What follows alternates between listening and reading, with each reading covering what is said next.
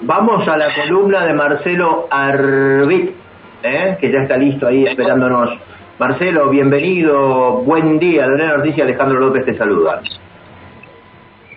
Buen día Lorena, buen día Alejandro. Hoy quería hablar un poquito de en qué situación estamos, individual y colectivamente en esta pandemia que empieza a transitar una etapa donde se va desplazando desde la zona de Buenos Aires, capital y Buenos Aires, al interior del país, con un empuje generalizado, y requiere pensar entre todos cómo abordar esta nueva realidad después de tantos meses de tomar medidas. Finalmente también en nuestra región estamos teniendo un incremento muy importante del contagio, y como esta es una enfermedad global que se va conociendo en distintas regiones del mundo, vamos aprendiendo también experiencias de cómo concentrar los esfuerzos. Como en varias ocasiones intenté que se conozca que hay una historia de la salud pública argentina de larga experiencia, basada en lo que finalmente hoy conocemos como atención primaria de la salud, y que esta atención primaria de la salud no es una tarea solo médica, ni de enfermeros, kinesiólogos, asistentes sociales, es una tarea social que permite que todas las organizaciones no gubernamentales,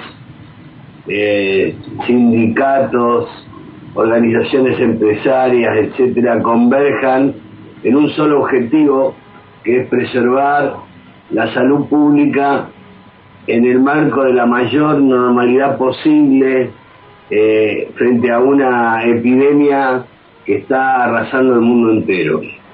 Algunos países que no tienen un alto nivel de desarrollo pudieron y pueden, con la atención primaria de la salud, contener y bloquear el despliegue de esta enfermedad.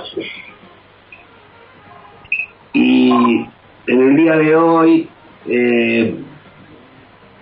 hay como tres patas que tiene esta etapa. Necesitamos primero que todos estemos alertas a los síntomas. ¿Qué quiere decir los síntomas? Poder tener trastorno del gusto, del olfato,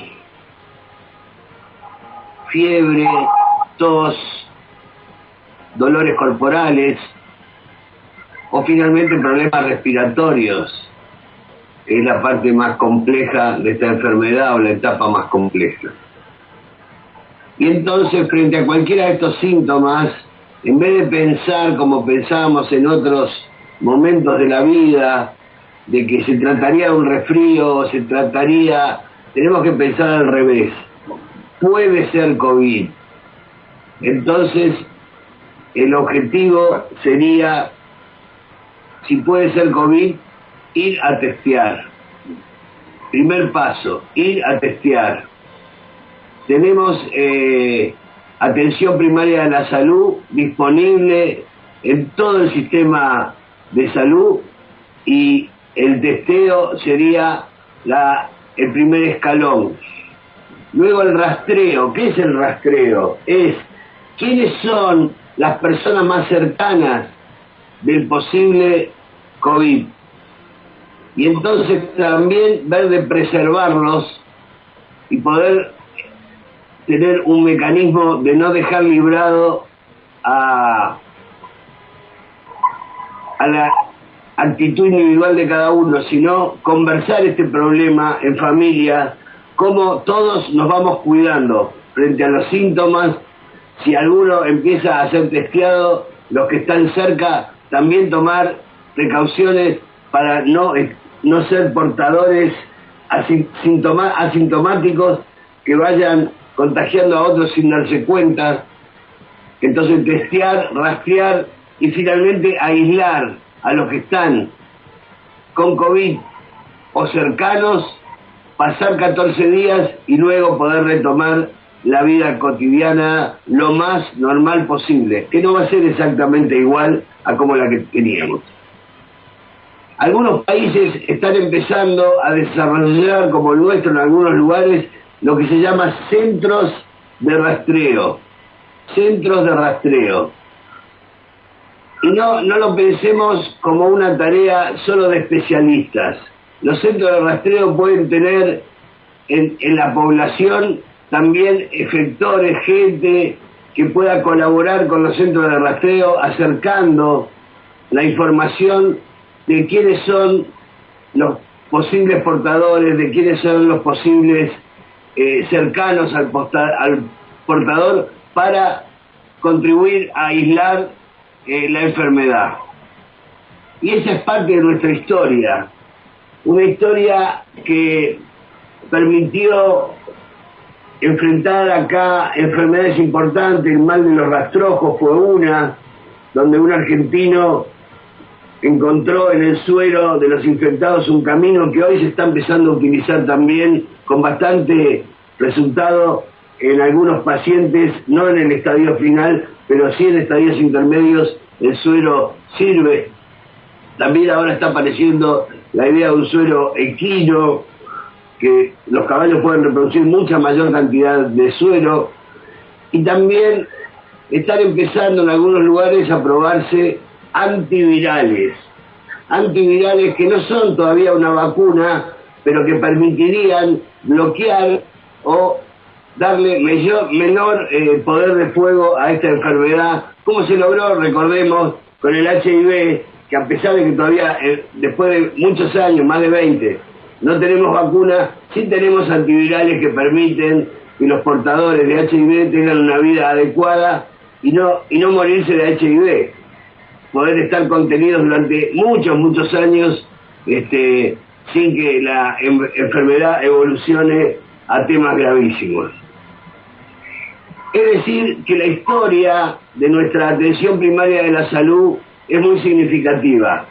Y quiero contarles que en nuestra región, en el año 1908, ahí pueden ver la imagen de un artículo trascendente en los diarios locales, donde el doctor Pelagatti, 1908, había escarlatina en la región.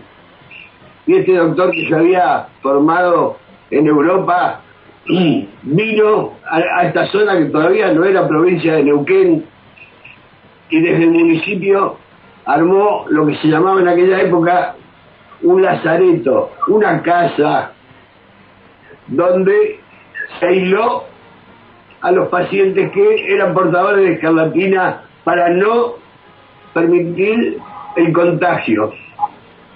Y este doctor dejó en la historia de Neuquén y del Alto Valle, porque el lazareto estuvo en la zona del puente ferroviario, y allí se logró bloquear la enfermedad escarlatina, que no se sabía cómo curarla, pero se logró sin interrumpir la totalidad de la vida cotidiana, bloquear esta enfermedad. Y hoy, en el siglo XXI, que podemos testear, que podemos rastrear y que podemos aislar, a veces en el domicilio, a veces en lugares como el DUAM que tenemos aquí y otros lugares en el interior, que permiten, digamos, que preservar a nuestra comunidad. Lo mismo pasa en los trabajos,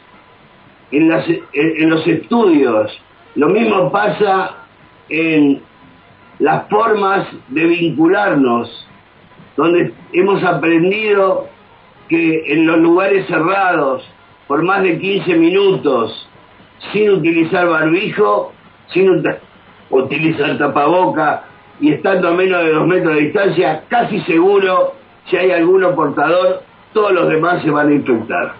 Entonces, lo que tenemos que hacer es no improvisar, construir un proyecto de vida en esta realidad, sabiendo que puede durar algunos meses todavía y que podemos dejarle, como dejó el doctor Pelagatti hace más de 100 años, un camino para la atención primaria de la salud. Estas enfermedades que ocurren muchas veces después de 100 años, de 80 años, como fue la gripe española de la que hablamos, que fue la más importante comparada a esta, que mató muchísima más gente que ahora porque la medicina todavía no estaba tan preparada. Podemos no esperar al estadio del respirador, podemos bloquear la enfermedad antes con testeo, con rastreo y con aislamiento. Y esta es una actividad colectiva, no es una actividad solo del Estado, que por supuesto la lleva adelante, la debe llevar adelante independientemente de las posiciones políticas o ideológicas. Lo que tenemos que hacer es todos juntos trabajar por la vida, trabajar para preservar la vida y poder desarrollar nuestra historia cada día mejor. Y le dejo esta pequeña historia del doctor Pelagatti para pensar que todos podemos aportar a una forma de vida mejor y más armoniosa. Que tenga muy buen día, Alejandro y todos los oyentes. Marcelo, muchísimas gracias, un fuerte abrazo, hasta la semana próxima. Marcelo Arvit ha pasado por La Primera Mañana.